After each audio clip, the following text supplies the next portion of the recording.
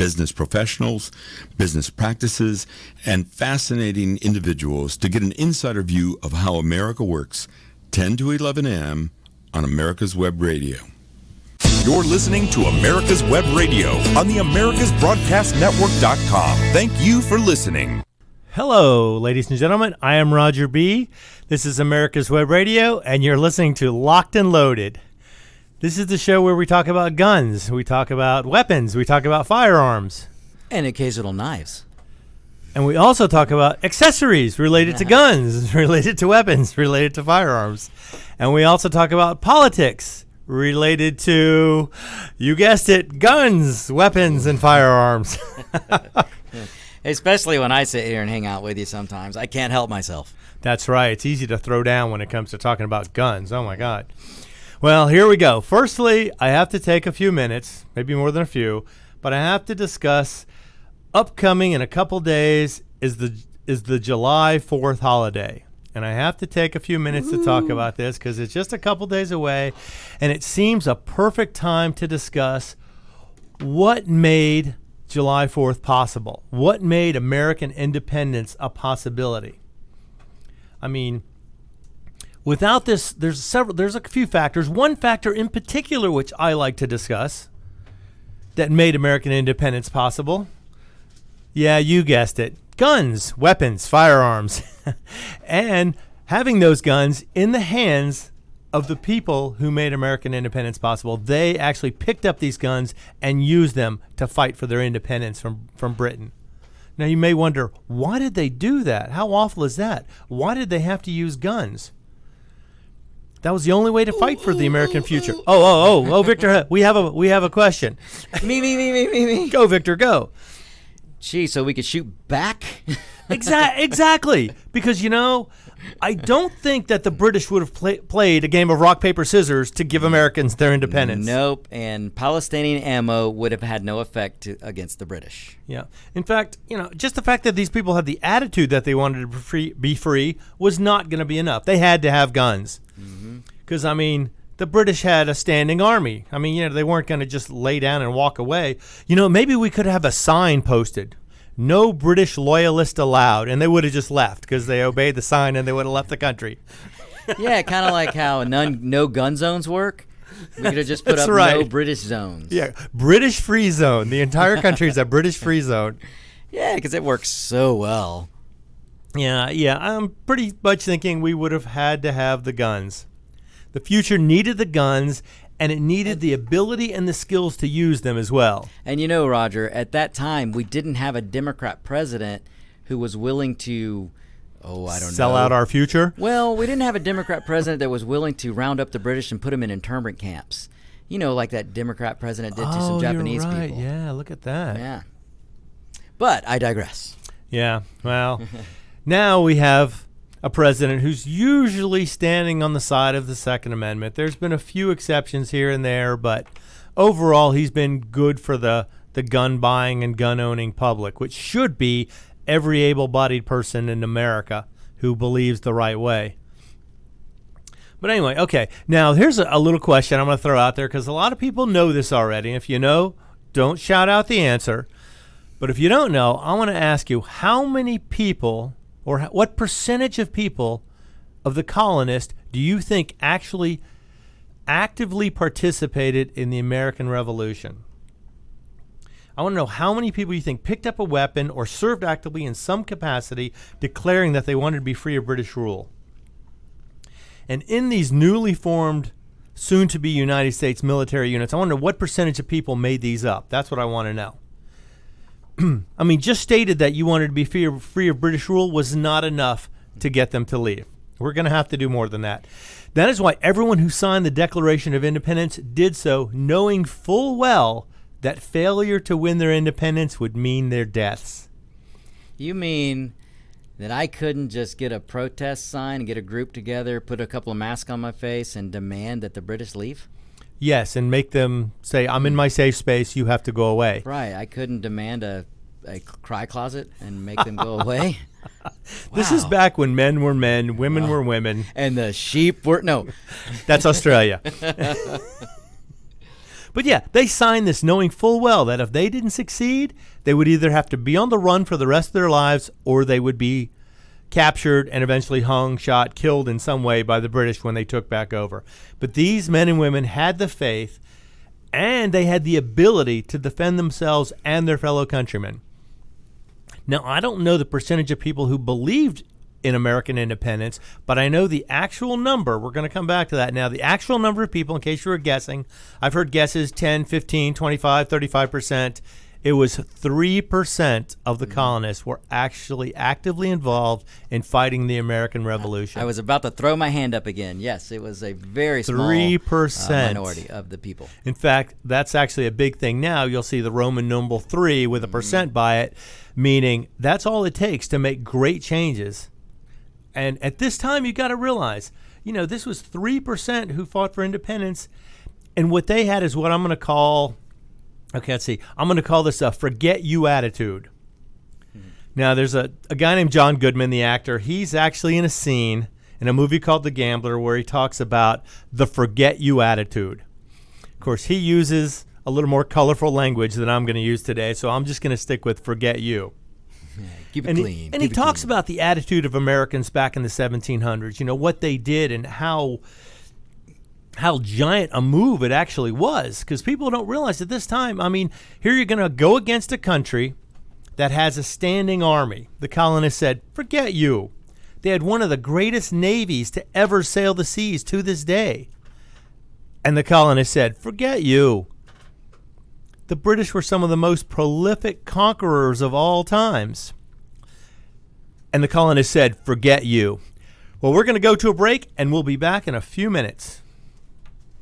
Quick Stakes, that's Q-U-I-K Stakes, are not just for surveyors. They are great for family and community gardens. Go online to www.quickstake.com or contact your local land surveying supply dealer and get you a box of Quick Stakes. You'll love them every year when you plant your garden. Again, that's Quick Stakes, Q-U-I-K Stakes, the truly preferred way to stake and identify what's in your garden now. You're listening to America's Web Radio on the AmericasBroadcastNetwork.com. Thank you for listening. And we're back. And just like that, folks, this is live radio. Like I said before, the largest live podcasting radio station out there. And wow. when shows are live, things happen. That's right. The clock gets misread. But anyway, where were we? Oh, yeah. Forget you. These colonists stood up and said, forget you. The fact that the British had a standing army, forget you. They had one of the largest navies to ever sail the seas, forget you. The fact that they were the most prolific conquerors of all times, forget you. These colonists said, forget you, and they fought anyway. Absolutely. They turned and looked at that and said, yeah, we got this. Forget you. Forget you. We want our independence. We're not going to pay taxes without representation. Oh, where is that spirit today? I don't know. It seems like taxes are overwhelming, and they want to take it and spend it on people who don't even live here or aren't citizens. But that's a whole nother story, and we're not going to shoot anybody over that just yet. There's a collective in New York. Oi! So anyway, they fought anyway, and thank goodness they were successful in securing our independence. Had they not been successful, I'm sure our history books would have been written differently. You would have heard about the colonial terrorist uprising during the British colonial occupation or rule. Mm-hmm. Gee, hey Roger, I got a question for you. Shoot! You think if we hadn't won our independence, which would have meant British rule, which would have meant British socialism, which they call socialistic democracy, whatever the crap they call it, you think Kaepernick would be making millions and millions of dollars to sit on a bench in a game called football? Who? Yeah, that's right. You forget. This is locked and loaded. The only reason that we would be interested in a game of football is if we were to throw the balls or kick the balls and we could shoot them. It's like a golf course. Someone says, do you play golf? I go, a golf course is a perfectly good waste of a shooting range. You just thought of a new game there. I'd love to shoot some oblong brown footballs. Yeah, wouldn't that be cool? Have him kick it and see if he could knock it out of the air. That'd be a game I'd watch. Before it goes through the uprights, we get 3 shots. I love it. Stand on the sidelines, just don't shoot each other. Yes. Yeah. Excellent. Would you get extra points for peppering Kaepernick with a little bit of extra shot here and there? Oh, you would in my book. Especially with a shotgun. I'm Wouldn't hurt him, but it might scare him a little bit. Now, we're not advocating violence. We would use beanbag shots. That's right, or plastic pellets. Non-lethal. That's right. Or you could just kick him in the nuts. Sorry, folks. I am distracting your host, Roger B. But now, and we did fight for independence. We won our independence, and we formed one of the greatest countries ever in the history of the world, at least in my humble opinion. And if you don't believe that, you're welcome to leave, because we are still a free country, and you're free to get the heck out. But today, of course, is a little bit different time.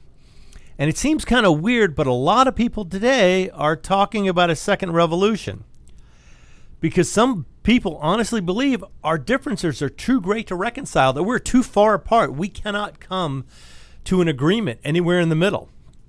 Now, part of this is because politicians do their very best to split us up. If you notice, politicians will always divide people into groups, pit us against each other, and make us fight.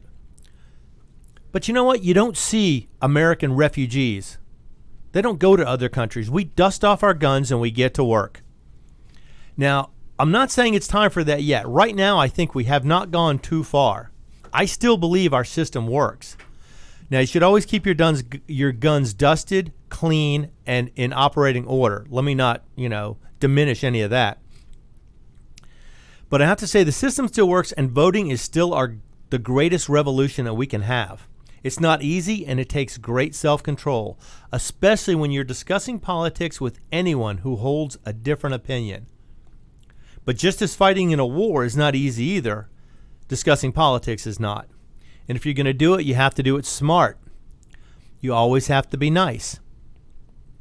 And it's hard because a lot of these people hold such different views, or sometimes try and get so violent or so offended by everything that they want to, have a huge argument.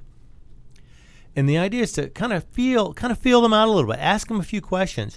Try and get them to come to conclusions on their own. That would be the best way to have a discussion about this. Because I don't want us to have a second revolution with, guns and bullets. I want us to have a revolution at the voters' box. I want people to be able to kick these politicians, I'll say that being as nice as I can, get them out, and let's put some fresh blood in there. Oh, absolutely. That goes on both sides. Throw out the Democrats, throw out some of these establishment Republicans, especially the never-Trumpers. I am done with them. Yeah.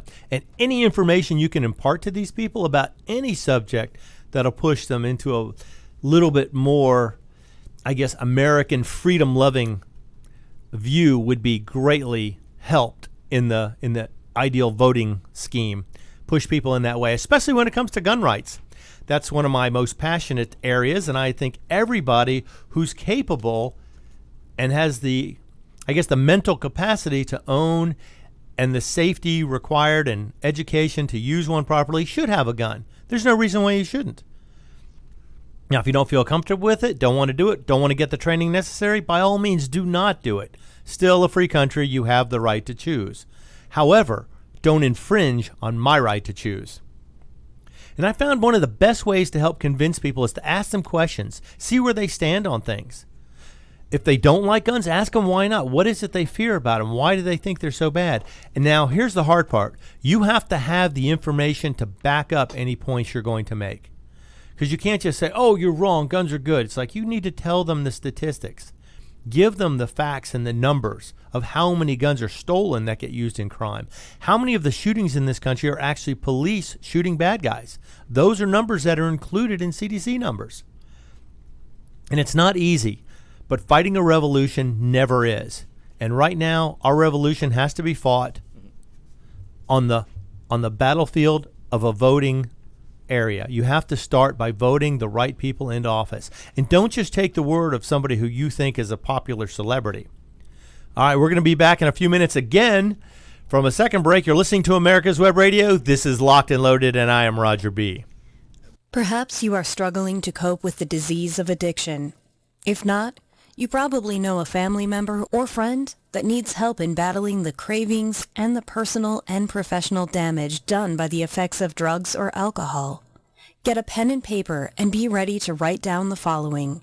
These are the issues that the trained staff at the Atlanta Healing Center address and treat every day. Their doctors and counselors with over 40 years of practice in the field of addiction can treat the suffering individual in a thoughtful, compassionate, and experienced manner and guide him or her along the path to recovery. So call 770-696-9862 and speak to a knowledgeable staff member about how you or your loved one can be helped to enjoy a better and healthier life.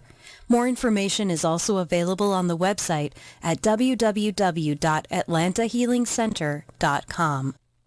Get your pen and paper ready. If there's a move in your near future, I'm here to tell you that the folks I used and now recommend is Around Town Movers. Timothy and the guys recently moved me, and I am and was totally satisfied with a sometimes not so fun experience moving. Call Timothy at 770-378-4708 and make it a good move and a good experience. Around Town Movers for that local or cross-country move. Timothy, Around Town Movers, in my opinion, are the best. That's Around Town Movers. Call them.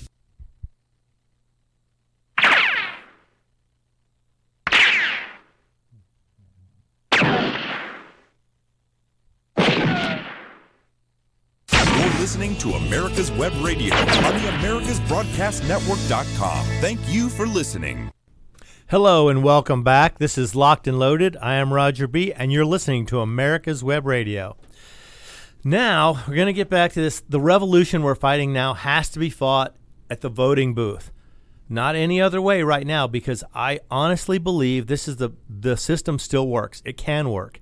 You have to talk to people. You have to see if you can convince them even a little bit to doubt their views if they have anything that is just totally off the wall anti-American. Have them doubt it just a little bit. Have them go look something up. If you can get somebody to go and look something up and they find out the information that they've been believing is wrong, that will reinforce your point more than anything, and they may come back to you and ask you for something else. And if you don't get it with the first person, move on to the next one. Start with family, start with friends. Now, of course, you have to be very delicate with this, because I don't want anybody to lose friends or not talk to family because they have a difference in politics. But at least try. And if it doesn't go that way, drop it, move on to the next person. But let's keep the guns right now for personal defense and sporting activities. Because remember, information is the best power we've got at the moment. And if the system is still working, then we need to use it first, because anything else is strictly a last resort. Now, I have one other story here. I'm going to get into a little bit of politics here after I've made my play on American independence and what that means to me. I know guns made this country. They built this country. They founded this country. Now, for years, the name Whataburger was about as Texas as the Alamo, is the way I had read. And recently, apparently, Whataburger was sold to a company from Illinois. Now, as we all know, Illinois is a very, let's put it, gun-unfriendly sort of state. They do not like people having guns except for their politicians, maybe their police, I don't know. Now, in Texas, you must have a sign posted to say that you do not allow weapons on the premises. Without a sign, you really have no right to ask people to leave or to get out. If the sign is not posted, then legally you're not supposed to be able to ask them to leave, especially for just carrying a weapon. But apparently, somebody had walked in, was asked to leave because they were carrying a weapon. He went back to the door, looked around, did not see the required sign, and made it a point to exploit this a little bit, to find out why there was no sign posted here, and yet they were asking him to leave. You know, if it's not posted, it's not legal. Now, generally, I won't go to places that don't allow me to carry, except for the fact I live in Georgia. And in Georgia, a sign really doesn't mean anything. There's no repercussions if they have a sign that says no weapons allowed and you have one anyway. Now, granted, if you carry concealed, no one's going to know unless they need to know. And at that point, no one's going to care if you're shooting a bad guy who's trying to kill everybody in the place. In fact, you'll probably be heralded as a hero, and they'll trample right over the sign that said no weapons allowed inside as they carry you out on their shoulders. However, if they do see it or realize you're carrying and they ask you to leave, then in order to avoid being prosecuted for trespassing, you must then leave at that time. But in Texas, if you don't have a sign, you're not even allowed to ask anybody to leave just for that reason. So we'll have to see how this pans out. Now, apparently, the owners of Whataburger have planned to now place signs at all their stores and decide to go full Illinois or Chicago with the Whataburger franchise. So from now on, if you're in a Whataburger anywhere and they have a sign there, depending on what state you're in, maybe you won't be allowed to carry into the Whataburgers, especially in Texas. If they have the sign there you are not allowed legally to carry if they have the proper posted sign.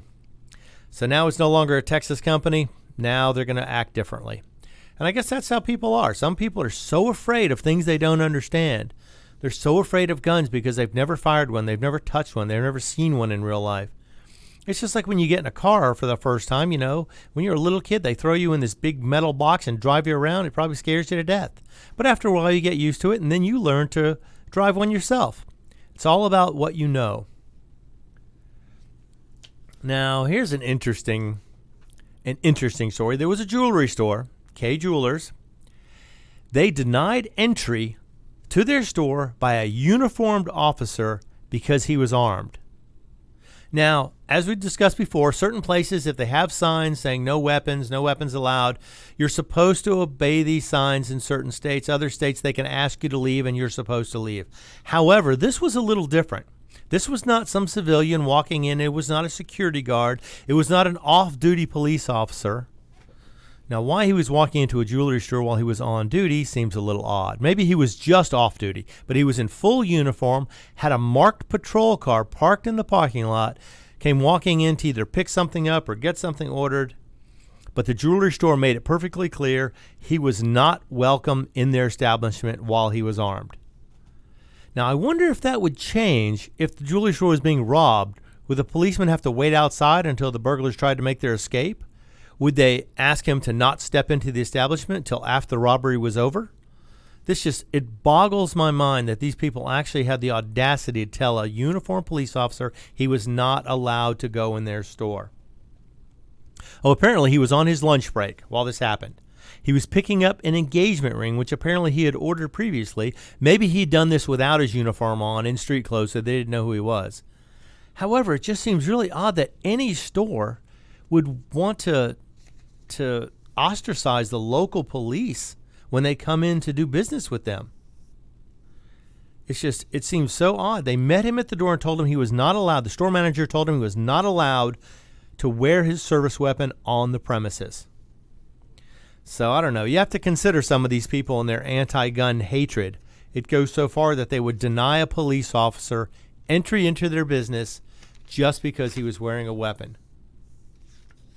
So that's Kay Jewelers. Now, bear in mind that the company spokesperson for Kay Jewelers responded to the sheriff officer's post saying they're reaching out to the customer and they want to apologize for the mishandling of this matter. So obviously the company itself does not take this stand in general. They claim to have a tremendous respect for law enforcement, and they thank the sheriff's office for bringing it to their attention because it was posted on social media. And then Kay Jewelers responded in kind saying, this is not generally their policy. In fact, they don't think this was how the officer should have been treated. A mistake was made. So at least they're trying to make amends. We'll see what happens regarding this. I don't know. And they said it doesn't actually apply to uniformed officers. So maybe the manager just had a problem, or maybe he didn't understand the policy completely. And I've never heard of a cop going into a jewelry store and robbing it. So that would seem really silly. And if he was a criminal, do you think a sign would have stopped him? I don't think it would have stopped the British from keeping us under British rule. All these people think signs are going to prevent everything, but I just don't think it's going to work. Now, I wonder, how would this jewelry store's insurance company react to find out they didn't want armed police officers in their store? Oh my God, just tell them, no, we don't want any police here under any circumstances. Well, anyway, hopefully that will be fixed. Kay will make amends. They will change their policy to allow anybody with a gun who's legally carrying it to be allowed on the premises. But I wouldn't hold my breath for that.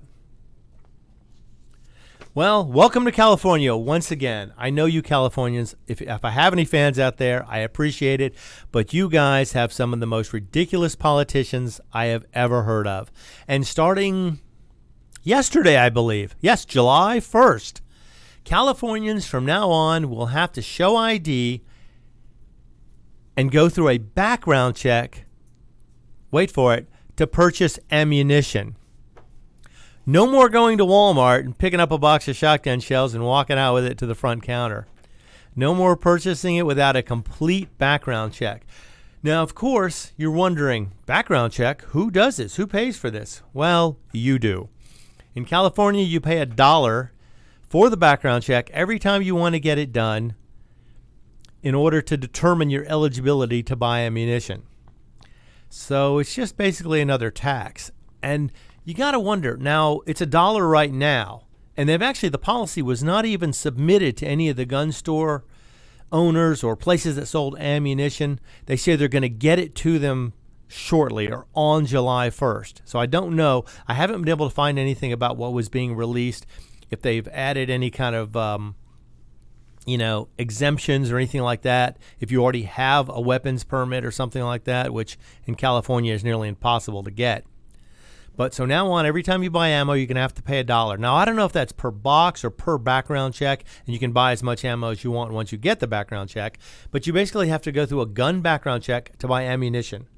And, of course, they have some of the toughest laws in the country anyway. They have a 10-day waiting period for the sale or transfer of any gun, among other restrictions. And now they're going to add this background check to the purchase of any ammunition. Now, this is particularly worrying to me because California is like a virus. Anything they do tends to infect other states that feel the same way as they do. So other states are probably just looking at this going, hey, we can do that too, except we're not going to charge $1. We're going to charge $5, $10, $20, $50 to do a background check for each time you buy ammo. Or maybe we'll just make you buy a card, so you have to have an identification card to buy ammo. So it seems like each time you pay $1, and how long will it be before that goes up? It's like a lot of these people have information on file already. Maybe they're going to offer a card you can get where you can show your background check card and get the ammo. I don't know. There's been no information released yet, so nobody really knows what's going on here. They're just going to start charging $1 and running a background check on everybody buying even a box of ammo. So, now if you can't afford to buy more than several boxes at once, you're going to pay $1 extra for every box you buy. And it's funny because they said sales were up in the ammunition and gun stores over 400% from last year the same time. So apparently everyone's stocking up before this new crazy law goes into effect. So who knows? Maybe in California they can take that tax and buy porta potties for San Francisco. Yeah, they need something, or even bigger fire hoses to just hose everybody down. Or maybe electroshock therapy for all their politicians. Because we know they're not using their brains.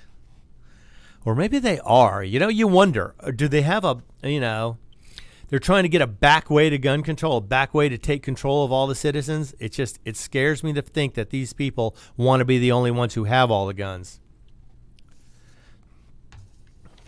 Now, of course, everyone's wondering in California, how much is this going to go up from here? What's going to happen after the $1 is collected for a year? Are they going to raise it up? Is it limited to that? California is not telling anybody what the procedure is going to be until, I guess, yesterday they released the information, which I have not seen yet. But also, you got to figure if they can limit ammunition by background checks, that could be an easy way to backdoor gun control. They decide, oh, wait, you made a no-fly list. We're not going to let you buy any ammunition. Well, we're going to be back in a moment. Right now, we're going to take a short break. You're listening to America's Web Radio. This is Locked and Loaded. Your auto love and investment demands the best, and for 45 years, Passport Transport has been meeting those demands. From manufacturers to the one-car collectors and all other facets of the auto industry and antique auto hobby. The first and the finest with unequaled service and peace of mind. Passport Transport, your auto transportation company. Contact PassportTransport.com with your need today. Passport Transport. Whether cruising the strip in a 57 Chevy or taking the family on a vacation in a 71 Oldsmobile Vista Cruiser, you need to tune in to Classic Cars with Steve Ronaldo and Jim Weber every Saturday from 8 to 9 a.m. on americaswebradio.com. In 2009, the membership organization Docs for Patient Care was founded. People all around the country wanted to participate in the efforts of this group, and they wanted to join, but they were unable to do so unless they were physicians. It's for this reason that the Docs for Patient Care Foundation was created. Now, everyone can join the fight and become a member of an organization created by doctors for patients, dedicated to fighting for your healthcare freedom and preserving the doctor-patient relationship. While you're at your computer, please go to www.docs4patientcarefoundation.org. That's www.docs4patientcarefoundation.org and make a tax-deductible donation and join the fight along with us. Thank you.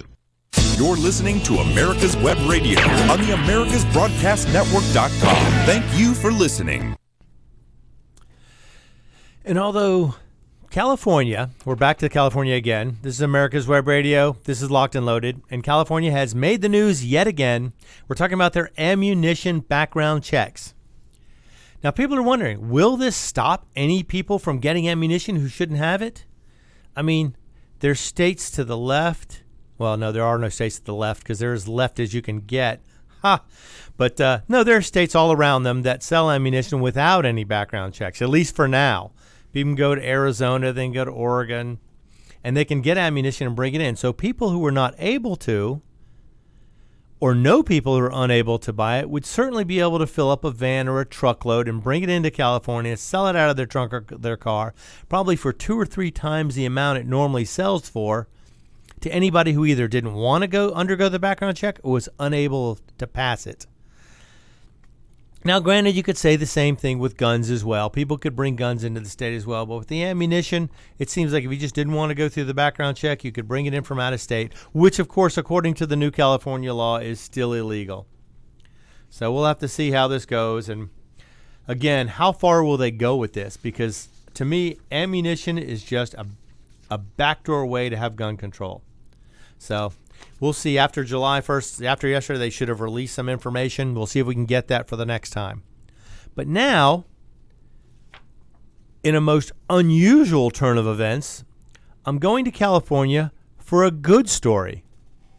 There's a California town that wants to be a pro-gun sanctuary city. They want to allow people to have weapons. They want to allow them to ignore state laws and have whatever weapons they want. Now, you could be wondering, doesn't this violate state law? Yes, it does. But in California, apparently, you only have to obey the laws you feel you want to. For instance, California does not want to obey any laws regarding immigration, so they just ignore them. They give them IDs, they give them driver's licenses, they allow them to vote in local elections. Even though it's illegal, they do it anyway. So this city is deciding to go against the California current, swim upstream, fight the Californians, and provide a gun sanctuary city. It's a little town called Needles. It's a former railroad town that's located just across the Colorado River from Arizona. Now, they have 5,000 people here, and they wanted to provide not for the undocumented immigrants, but for supporters of gun rights. Now, you kind of wonder, how is that going to come to a clash? Is the state going to send regulators there or state marshals to try and arrest people who violate state laws? And how would that go if the federal government decided to do the same thing with the state of California, the way they ignore the immigration laws? Now, the city council here voted this in because they wanted everyone to know that the city council in Needles supports the Second Amendment and the right to keep and bear arms. So maybe with this, California is not that bad. Maybe they're seeing the light. Maybe there's a chance California could save itself, because they've gone about as left as you can go without falling off into the ocean. Now, I seriously doubt that California, the state officials, are going to allow this to go unchecked. I have a feeling they're going to come in, try and shut this down, tell them they're breaking the law. But how far will they go? Will they arrest citizens? Maybe they'll try and arrest the council members. That would lead to a very interesting story, although I'm sure the media would probably ignore it. I mean, it's a small city, and it's probably not but a blip on the radar of most of the state legislators in Sacramento, because they're right in the middle of a big poop storm themselves. I mean, Sacramento's way up there near San Francisco, from what I understand, and they're dealing with homeless people invading the streets, and diseases are starting to come back that were essentially eradicated in this country. The unsanitary conditions are just going to lead to ridiculous health problems, huge amounts of cost in cleaning everything up, and kill the tourism trade. Who wants to walk around in a city where people are pooping and peeing all over the streets? But anyway, I digress. Back to the city. They're going to try and see if they can provide a sanctuary city for firearm lovers, for gun lovers, for weapons lovers. As unlikely a town, as unlikely a place as it may be to do it in California, they're going to try anyway. So I applaud them. I wish them the best of success. But more importantly, I hope this idea spreads to other California towns or other California counties or cities where they can provide a sanctuary city for firearms. Have places where people can go who don't feel the same as everybody in the big cities, who want to maintain their rights, who don't want them infringed upon.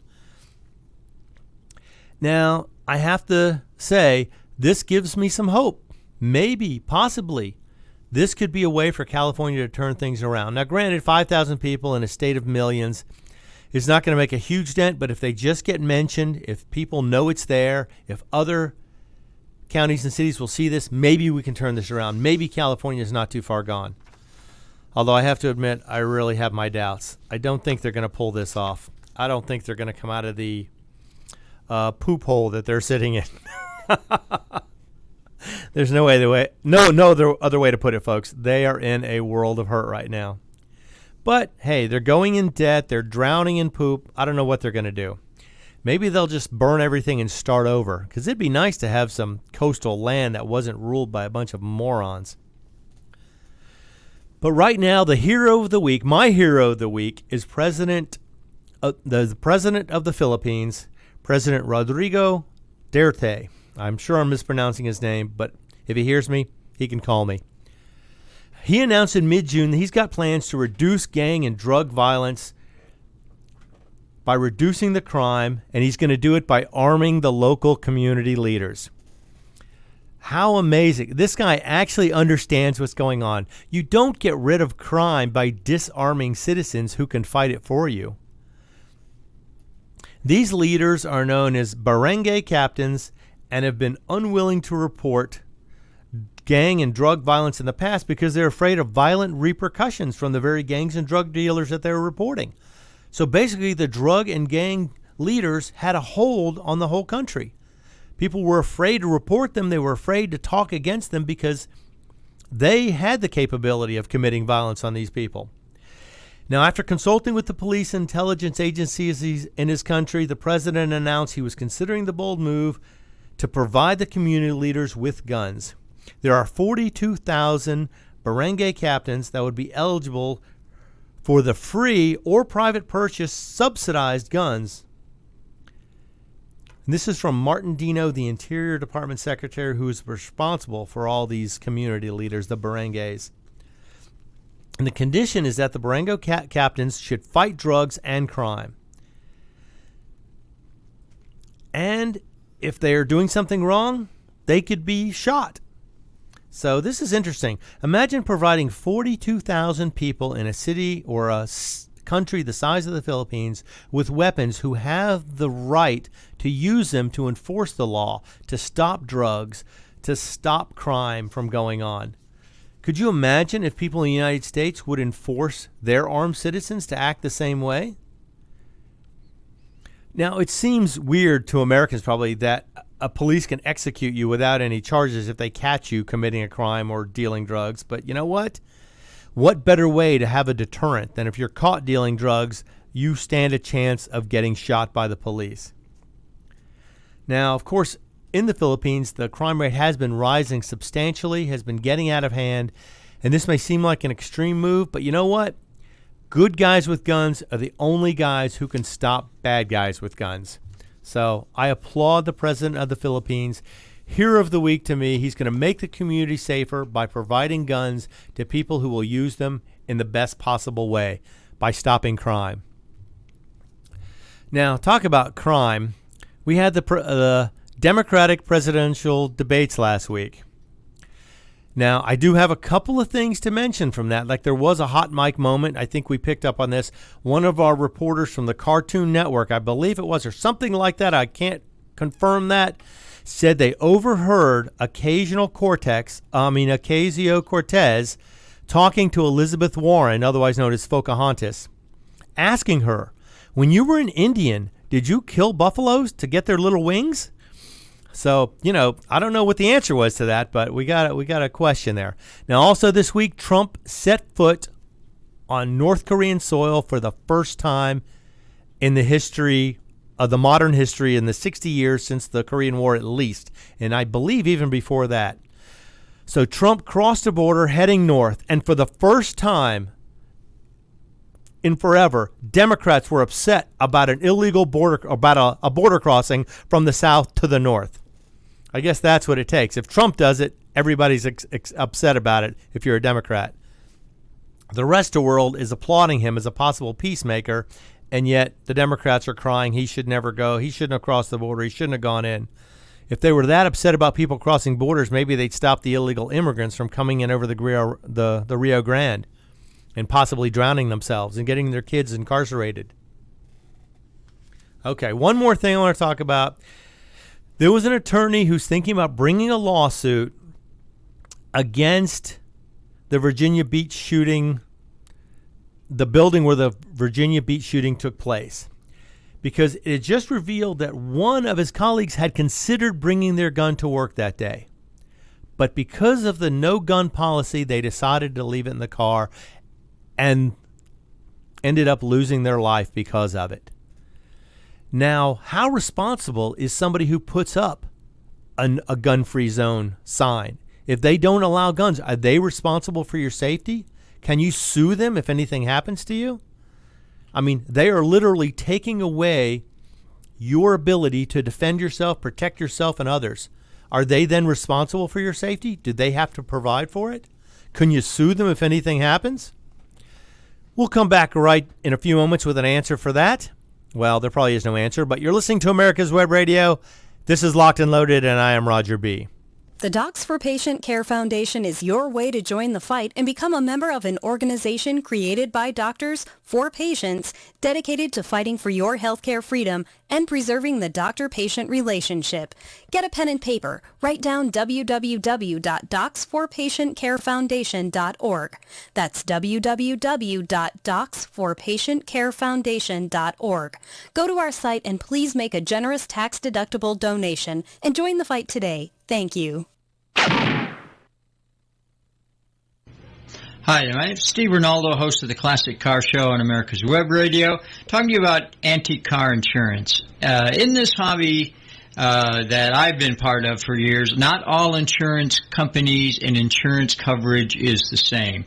I would suggest that you call J.C. Taylor or visit jctaylor.com to find out some information about some of the best antique car insurance you can get, such as agreed value insurance for your classic car.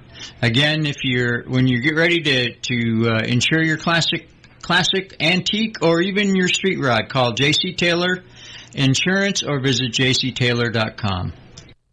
You're listening to America's Web Radio on the AmericasBroadcastNetwork.com. Thank you for listening.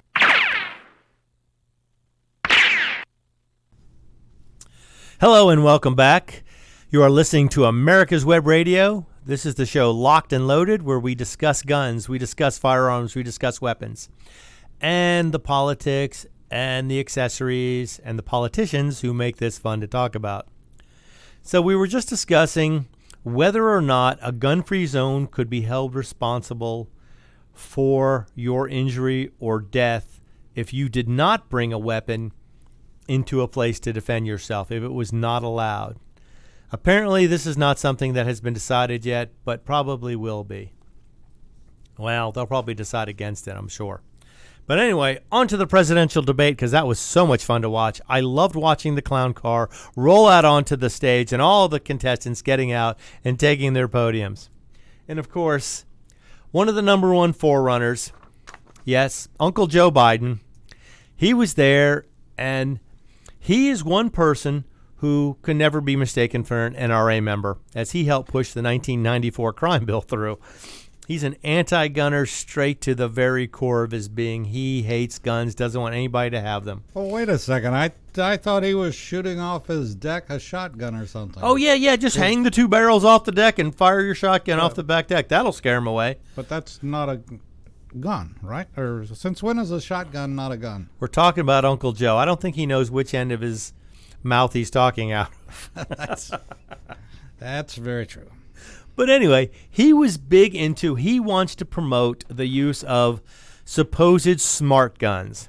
Now, this is something we haven't really heard much about in a long time. Years ago, there was a company that tried to bring smart guns to the U.S., but it never quite happened, and no one has done it since. There are several working examples out there, several companies working on it, trying to come up with an idea to bring a smart gun. Now, you may wonder, what is a smart gun? How does it, does it make all my other guns dumb? Does it shoot itself? Does it shoot bad guys for me? Does it not shoot good guys? Can it tell the difference? No, a smart gun is just something that identifies with its owner in some manner to know that it's the proper person holding it in order to shoot it. Now, there are several ways to get this done. And you wonder, though, just like California has its imprinting technology that imprints numbers or micro stamps on the gun supposedly, the technology is not available yet. There's a few examples of it out there, but is it practical? I mean, you think about it, you unlock your smartphone every day with a fingerprint, with a look from your face, and it unlocks most of the time. But how often have you had to take several tries at it to get it unlocked? Or how many times has the battery in your car remote been weak and not open your car and you had to resort to the manual key? Now, could you imagine if a smart gun, a gun that had some kind of fingerprint or pressure sensor security, the battery went dead? You're being mugged or robbed or attacked in some way. Your family is under threat. And you have to go, oh, wait just a minute. I have to wash my hands. I was eating and they're dirty and won't unlock my gun. Could you hold on for a minute? Or no, oh, I just washed my hands and now they're wet and I can't unlock my gun. Oh, the ring or the chip or the watch I have to wear is in my nightstand. So I'm standing here with a gun full of bullets that I can't fire. But then again, if you can't fire it, it's just a club or a projectile. You could throw it at them because you're not going to be able to fire it without the specialty release mechanism. Now, there's been talk of suing gun manufacturers just for making a product, even if it works perfectly, exactly as described and is perfectly safe as far as how they make it. Could you imagine suing smart gun manufacturers for when your gun doesn't work? Roger, I'm sure you can answer this, but if my old age memory serves me right, wasn't that incorporated into the hand grip, a smart thing of when you grip the pistol? Right. There's several ways to make it work. There's several ways to have smart gun technology. I was going to get into all those, but there's a limiting factor here because 20 years ago, smart guns came out. They tried to bring them to market, but no gun store would carry them. You may wonder, why would they not want to carry them? Because New Jersey passed a law saying as soon as one smart gun was sold in the United States at a retail location, all guns sold in New Jersey would have to be smart guns within 3 years. So every gun store owner is going, I'm not going to be the first one to sell one of those. I'm not going to put that into effect. So basically, New Jersey has stifled any development into any type of smart gun. And you may wonder what kind there are. There's a guy named Jonathan Mossberg. Mossberg is one of the biggest makers of shotguns in the country. He branched off and decided to make a smart gun. Now his uses an RFID chip. So there's a little chip in a ring you wear on one of your fingers, and as you grip the gun, it meets up with the chip inside the grip and allows it to fire. Take your finger away from the grip, it will not fire. Or take the ring off, you can't fire the gun. That's one way of doing it. Now the RFID technology has gotten so good you could put it into a grain of rice, so it'd be very tiny. You could have a very small, easy-to-wear ring. But imagine again, the ring's in my pocket, what am I going to do? Or you go to bed and you don't wear your ring at the right time, or you have it on the wrong way. You could put it in your nose, yes. If you had a nose ring, you could maybe unlock it with that. And then there was another company called Armatix. These guys were out of Germany. They came out with a .22 caliber gun years ago that required a watch to work. So they have a gentleman, he's got his watch on his right hand, he grips the gun unlocks, he can fire the gun. He puts the gun in his left hand, the gun won't fire. Now I'm thinking most right-handed people wear their watch on their left hand. What if the watch runs out of batteries? What are you going to do? You just have to wait? Oh, wait, I have to replace the batteries in my so-called smart gun. But anyway, and now it's funny because the Armatix original pistol was a .22, which no one would consider in this country at least sufficient for self-defense. A .22 is going to irritate somebody. You can hunt squirrels with it, but it's not going to be enough. So now they've come back with a 9mm pistol, and they're trying to bring it to market. However, because New Jersey has this mandating the technology law in place, most gun stores will refuse to carry it. They can't force them to sell it. They have to decide on their own if they're going to sell it. And most gun stores are not willing to contribute to the infringement of Second Amendment rights. And also you may wonder, well, how much is a smart gun? Well, the gun is $1,399. The watch is another $400. So you're talking about $1,800 to get this smart gun. Now I'm wondering, what if your wife doesn't have the watch with her, the gun's at home, she's defenseless. She's got a club. Or you have to buy two $400 watches and you both have to wear the same watch in order to fire the weapon. Sure, it would be safe, but it's also a giant pain in the butt to try and remember to have your watch on at the right time. Now, the newest version of the Armatix has pressure sensors in the grip that require a certain pattern. So you got to imagine your fingers are numbered 1, 2, 3, 4, and you have a pattern. You have to touch the grip in a certain order. 1, 1, 3, 3, 2, 1, whatever it is, and then the gun unlocks and you can fire it. That one at least doesn't require any additional adornments. You don't have to wear any extra jewelry. You just have to have the combination and remember what it is and use it quickly enough to get the gun up into a usable position. So who knows? Maybe this one will be the first one, but again, New Jersey is pretty much stopping all smart gun technology from coming to market. However, currently New Jersey is trying to repeal that law in order to allow the smart gun technology to come to market, because they feel like maybe because they had that law too soon, they're stopping the technology from coming to market. So, do you recall a police department going with smart guns? Not yet. However, that's how this company, Armatix, is going to try and market this new weapon. They're going to try and give it to police officers first, thinking, well, if they use it, then maybe civilians will be more tempted to try one or get one. I was thinking that, and this goes back a number of years, it wasn't yesterday, that I can't remember, and I could be 1,000% wrong. No, you're right. That's actually what they're trying to do now. They're trying to get law enforcement to use it first. I think Joe Biden's Secret Service detail should be the first ones to use it. Yeah, and not give them the watch. That's right. Make sure their watches have very low batteries when they start. Maybe someone will just throw hot dogs at them or something. Who knows? They won't be able to shoot back. But it seems crazy that you are so limited in what you can do. Now imagine having to memorize a pattern with your fingers And you'd have to do it for the right hand and the left hand and be able to do it quickly to be able to get the gun to come up and fire. And when somebody's shooting at you, you say 1 finger, 2 finger, 3 finger, 4. It's probably more like 1, 3, 2, 1, 4, some crazy pattern to make it not easy to remember. You know, if you have 1, 2, 3, 4 on your gun, it's like having 1, 2, 3, or 3, 4 on your luggage lock. Yeah. It's going to be one of the first things they guess, or 0, 0, 0, 1, 1, 1. Yeah, any of those are going to be tough to have, but, you know. And also, they're based on computer chips. Computers get hacked in this country every 3 seconds. So why on earth would you want to put a computer on something that criminals have access to anyway? I just can't imagine this gun that couldn't eventually be programmed, you know, with fingerprints or a phone without having to wear jewelry. I mean, it seems crazy. Now, I'm sure they're looking at Hollywood going, well, if they can do it in the movies, why can't we do it? I don't understand that. Of course, I don't understand most things politicians do because that's why I'm not one. But it would seem like this is going to be a handicap more than an advantage. Now, granted, would it keep kids from getting guns? Sure. Would it keep people who are not supposed to have them from using them? At least at first, yes. It would provide an additional layer of safety. But I think in most places, it would provide an additional handicap, an additional impediment to be able to use the gun quickly and effectively as you need to. I mean, I have a Glock I carry. I shoot it often. I keep it clean. And still, I get jams.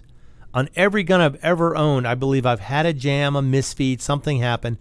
And this is without any additional layer of electronic protection on top of it. Could you imagine putting another layer of protection on top of an already imperfect weapon or imperfect device? It would seem like you're just asking for trouble and making things much more difficult. Now, Armatix is going after law enforcement. They want law enforcement to be the guinea pigs of this technology.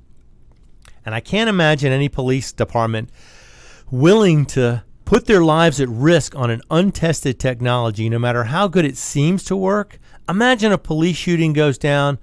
One guy goes down. The other guy runs out of ammo. He goes to grab the other guy's gun. Oh, wait, he can't shoot it. He doesn't have the right ring, the right watch, the right fingerprint, doesn't know the other guy's pattern. He's sitting there with a gun full of bullets he can't use while he's being fired upon.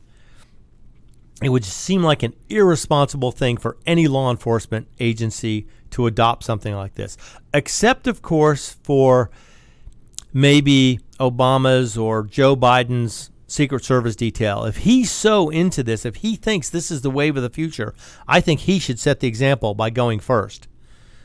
Obama even made a speech where he talked about unlocking phones with our fingers, with our fingerprints, and why can't we have that in our guns? I say, Mr. Obama, I applaud your idea. It seems great. Why don't you start? Lead by example. Step into the front and lead the way. Show us how your Secret Service agents will have this type of technology on all their guns first. Same thing, Mr. Biden. Vice President Biden, step forward, be the first one. Be the one to set the example. As you haven't done a very good job of setting the example in the past, and I doubt you're going to have much of a way of doing it now.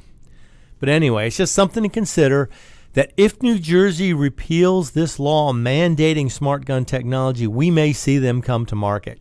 And there's going to be a huge variety. There's even somebody who's retrofitting older weapons by swapping the grips out with a fingerprint reader that has an electronic lock. And this is specifically made for 1911 style handguns.